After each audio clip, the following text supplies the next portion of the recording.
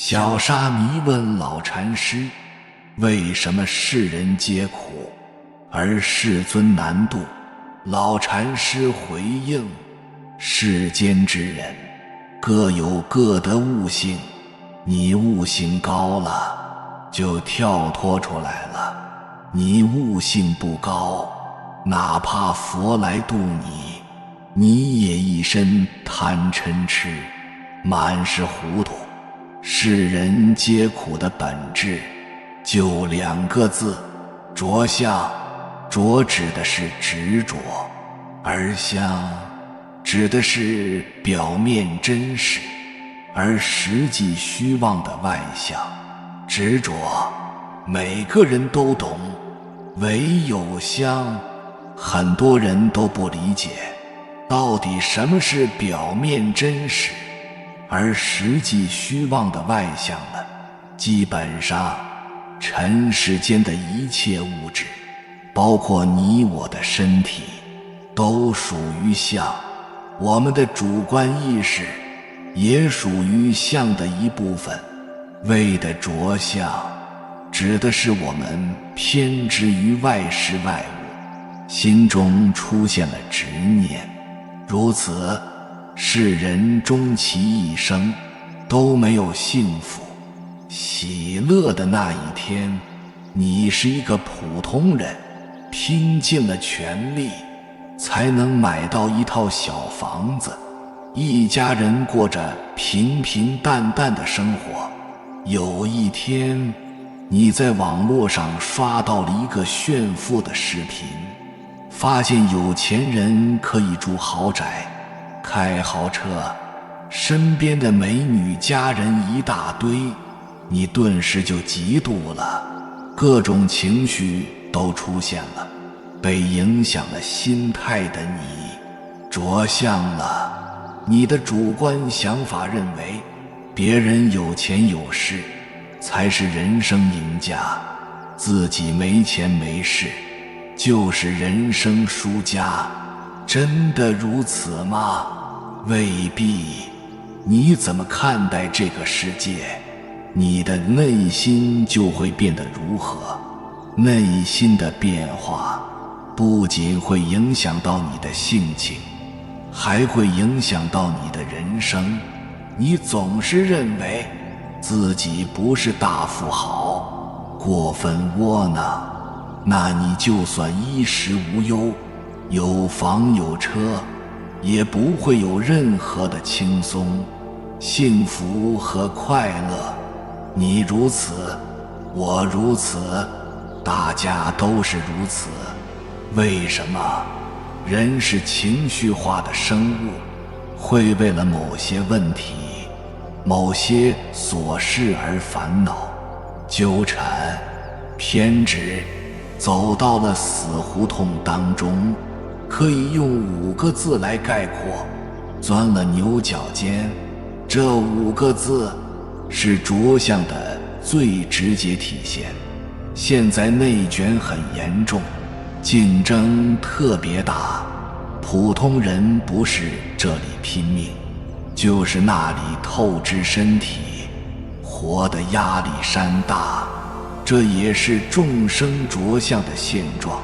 大家都认为要内卷，要竞争，要拼命，才有可能得到属于自己的名利、好处，胜过别人，功名利禄，这都是外物，也都是虚妄的东西。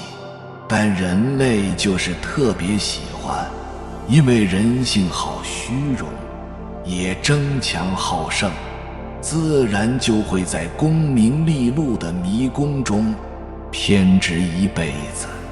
为什么要内卷？因为每个人都偏执于成为人上人。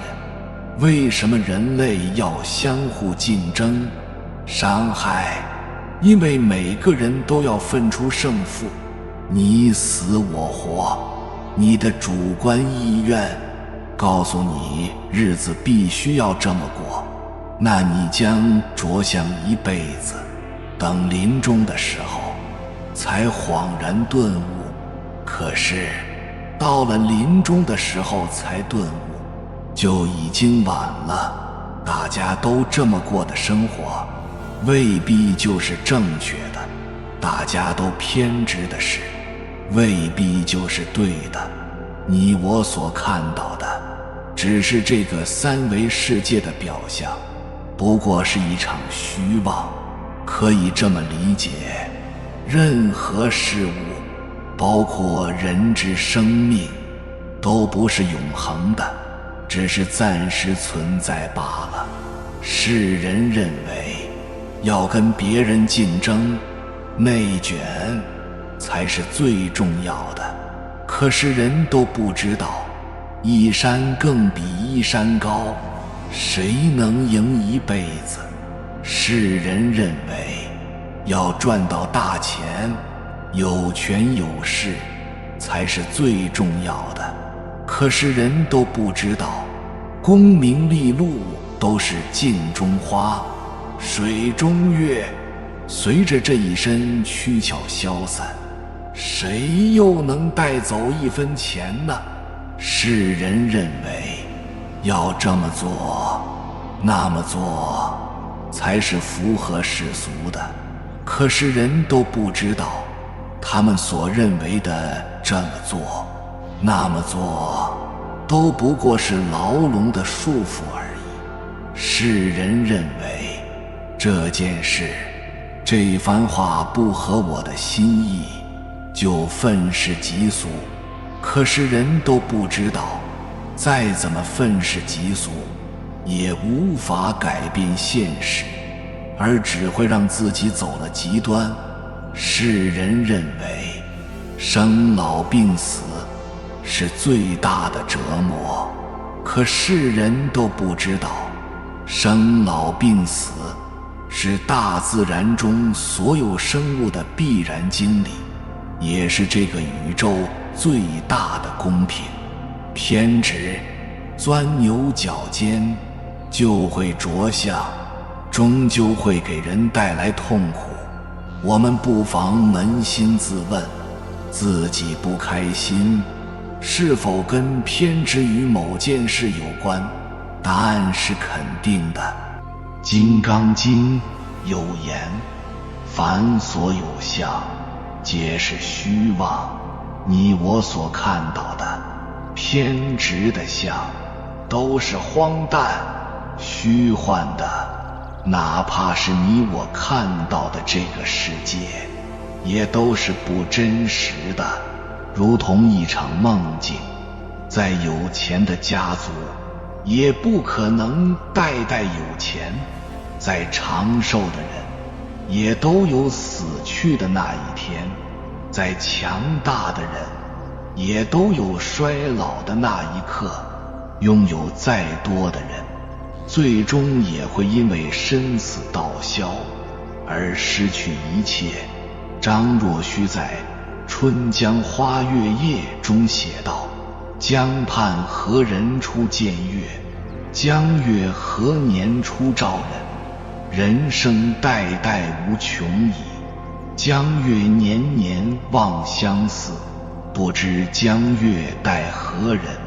但见长江送流水。谁第一个看到了江月？江月第一个照到了谁？人类更替了无数代，而江月依旧是原来的江月。人间沧桑，而江月如旧。不着相的方法就只有一个：以平常心过日子，以淡然心过一生。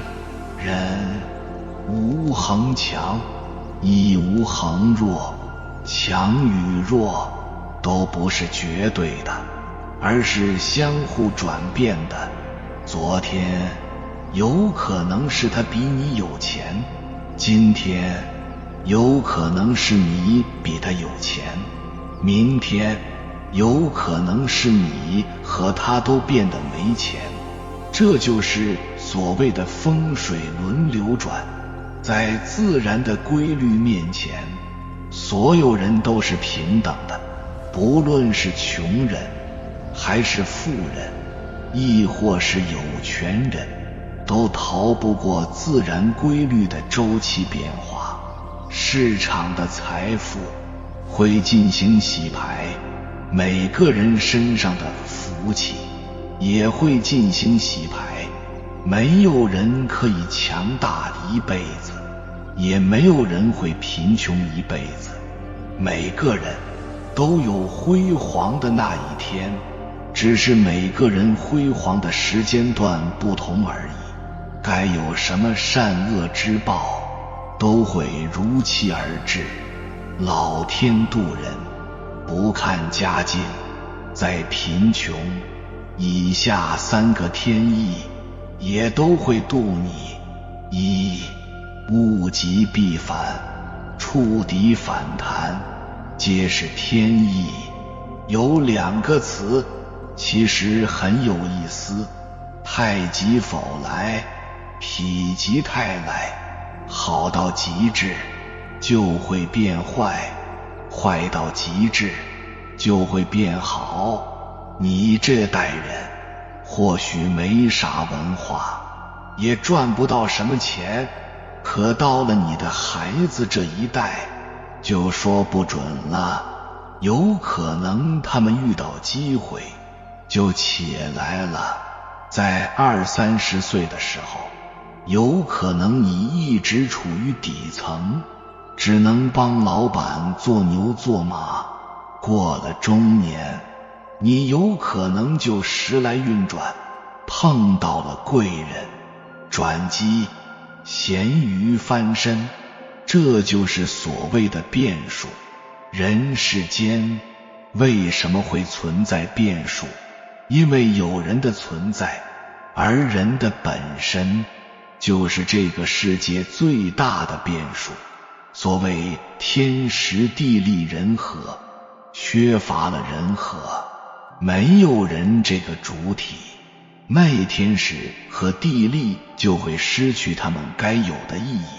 天地人这3者是相辅相成的，不论处于什么环境，贫穷也好，落魄也罢，都不要灰心丧气。要知道，时来天地皆同力，到了一定的程度，终究会走回上坡路，而脚踏实地，稳中求进。天道庇佑，周易中有言，天行健，君子以自强不息；地势坤，君子以厚德载物。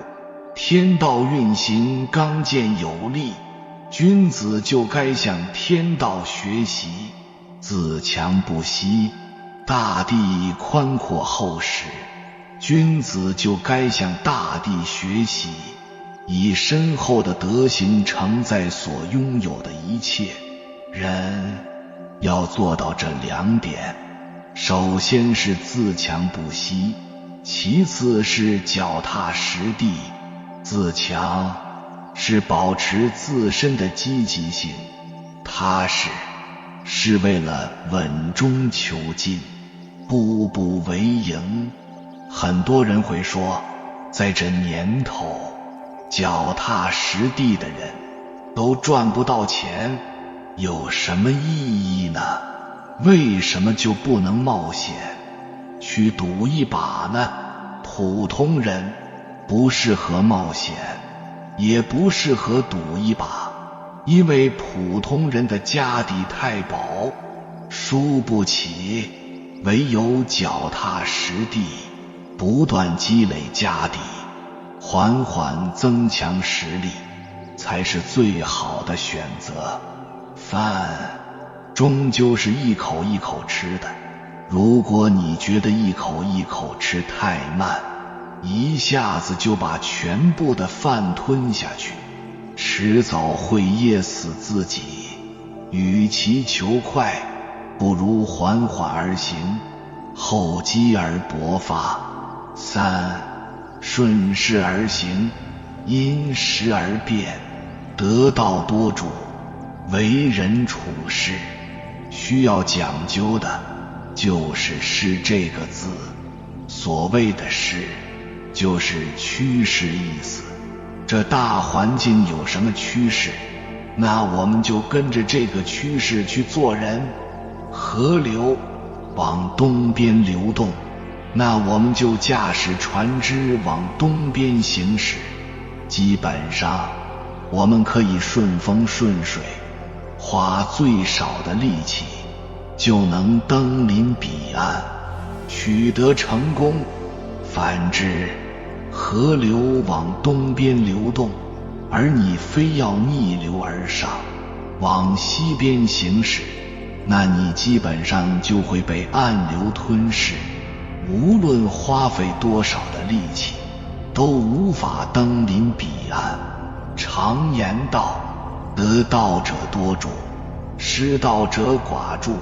所谓的得道者，就是那些顺势而行的人，而失道者，就是那些逆势而行的人。顺着势头做事，百利而无一害；逆着势头做事，就是螳臂当车，自取灭亡。贫穷不是一成不变的，只是我们都缺乏变通的智慧，不懂得顺势而行罢了。跟得上时代的关键，不在于自己有什么想法，而在于环境怎么变，那我们就怎么选择。富人要想守住自己的位置，就需要保持谦卑的心性，顺势而行，切勿走向极端，乘极而衰。富不过三代，穷人要想改变自己的处境，就需要脚踏实地，积累实力，等待否极泰来，走回上坡路。时来运转，咸鱼翻身。富人也好，穷人也罢，本质就三点。首先是物极必反的周期问题，其次是脚踏实地的态度问题，第三是顺势而行的变通问题。不懂周期就会走极端，不懂脚踏实地就会被欲望吞噬，不懂顺势而行就会违背环境的大势，被时代淘汰。天意不会度化那些缺乏智慧的人，只会度化那些有眼光、本事的聪明人。每个人的一生都有遭遇过难以承受的至暗时刻，要接受生命的无常。不管你现在生活多么难熬，你要相信，当你身处低谷时，都是上天给你的转机，都是上天在默默帮助你，让你警醒、坚强和成长。感谢你看到最后，如果今天的分享对你有所帮助，请按个赞给我响应。还没有订阅频道的，请点击右侧的订阅按钮，与我们建立更深的连接。无论你身在何方，愿我们一起共修福报，随喜转发，功德无量。